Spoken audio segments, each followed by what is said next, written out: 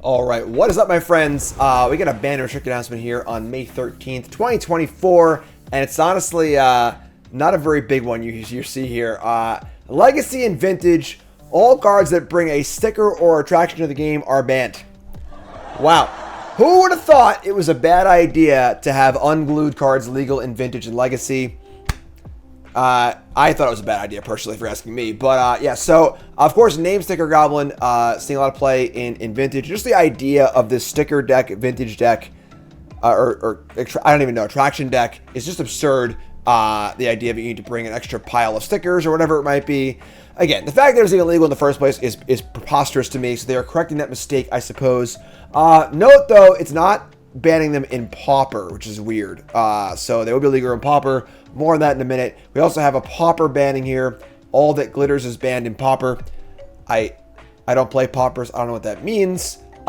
So sure, I guess. I don't really know. But the big news here, of course, is that all the major formats are being untouched. So standard right now, it's honestly pretty great. I know that Esper was heavily played at the Pro Tour, but that was mostly because folks didn't know what else to play because there's not enough time with Outlaws Thunder Junction. And right now we've got, a big rotation in the fall coming, which I think is a welcome rotation, honestly. Triomes, leaving the format, Rafine, and so on and so forth. So that'd be pretty cool. But yeah, no movement at 10 makes a lot of sense.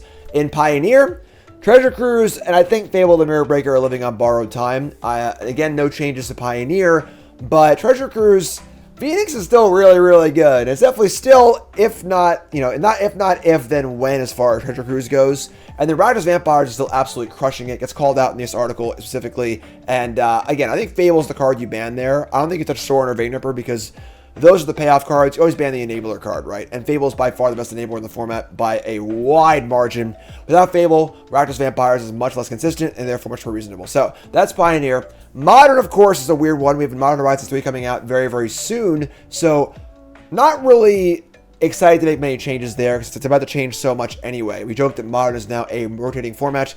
Well, here comes the next rotation, folks. Modern Horizons 3 is going to come out with a bunch of crazy cards in it, and we'll see what happens, but if it's anything like Modern Horizons 1 or 2, it's going to change the format entirely. So Grief, still really annoying. Leyline of the Guild Pact has been pretty prevalent regardless, but they're going to wait, see how my AMH3 goes. That makes a lot of sense to me.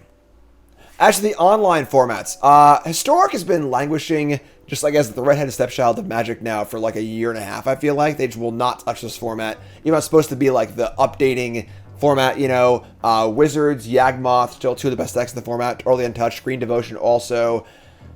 I think Historic needs some changes because that's what it's supposed to be. And it's still one of my favorite formats to brew in, but I don't know. We'll see. Also, MH3 coming to Historic is going to be big. There are obviously going to be cards that need to be banned because that's just the nature of the MH sets. And what makes Historic so cool is it doesn't have those stupid power level outliers like Ragavan and Friends. So we'll see on that. And then Timeless, of course, we have the most powerful format on Arena, Timeless, basically Legacy on Arena. Going to get a whole bunch of new stuff from MH3, and they're not going to ban anything probably. So that's pretty wild as well. We'll see how that goes. But it's going to be cool, honestly. It's going to be cool. I'm doing 10 new brews for MH3. I'm going to do 5 Modern decks, 3 Historic decks, and 2 Timeless decks. And I guess split between Magic On and Magic Green. It should be fun.